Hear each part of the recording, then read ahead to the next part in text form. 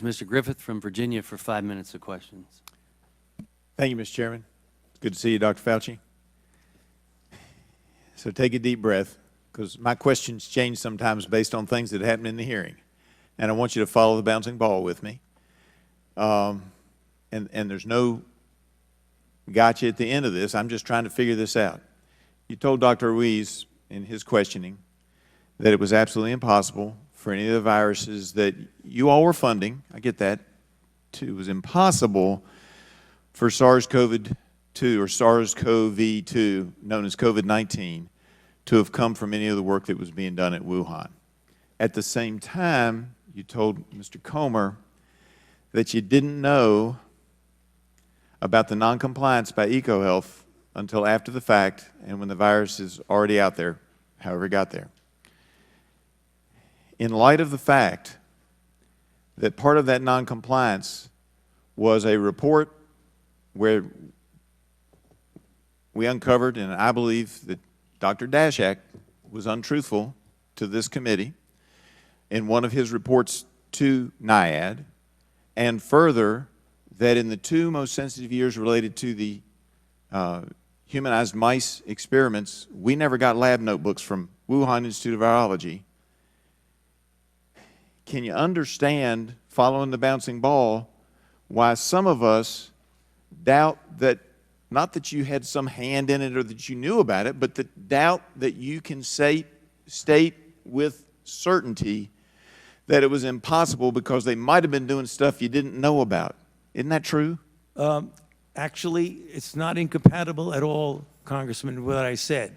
The viruses that were studied, whether you did or did not give a 5-year report on time, were still the viruses that phylogenetically would be impossible to be the precursor of SARS-CoV-2. So it was completely compatible with the statement that I made to Dr. Ruiz. Is that accurate as well, knowing that they had worked on adding a furin cleavage site to MERS?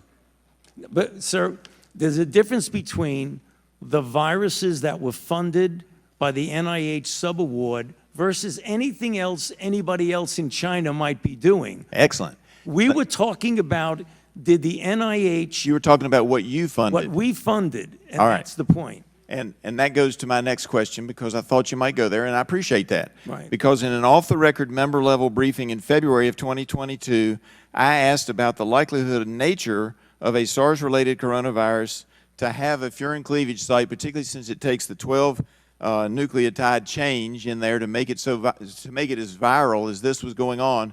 And at the time you said to me pretty much what you just said, and I want you to just confirm it for the record.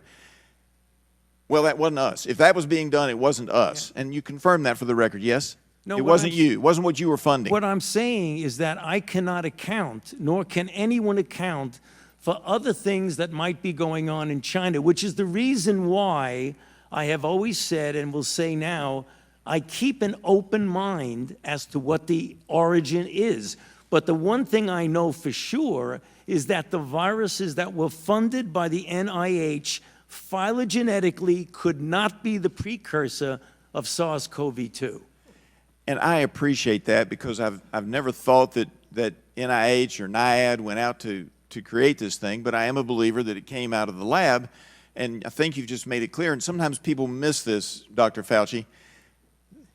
One side says one thing, one side says the other, and the actual fact may be that at some time working on that, maybe they used some of our money to get started, maybe they didn't. But a group of scientists getting together might very well, at Wuhan, have said, hey, let's see what happens if we go over here and do this. Not that NIH funded it, but they on their own went off and did something. Isn't that accurate? Isn't that possible?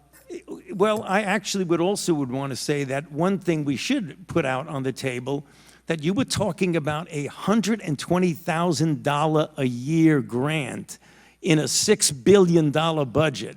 So, I mean, if they were going to do something on the side, they have plenty of other money to do it. They wouldn't necessarily have to use a $120,000 NIH grant to do it. And I appreciate that, because it means something could happen. I'm glad you kept an open mind. I would ask this one final thing, though. Do you think they could have done it without the humanized mice that we gave them? Could have done what, sir? Could they have done any other research with the humanized mice that we gave them? Would they be successful? China didn't have the humanized mice before we gave them to Wuhan. Isn't it accurate that they might have been able to do extra stuff with our mice? Sorry, sir. That's a hypothetical that I can't really answer what they could have. But you can't say it couldn't have happened either. I yield back. You want me to prove a negative?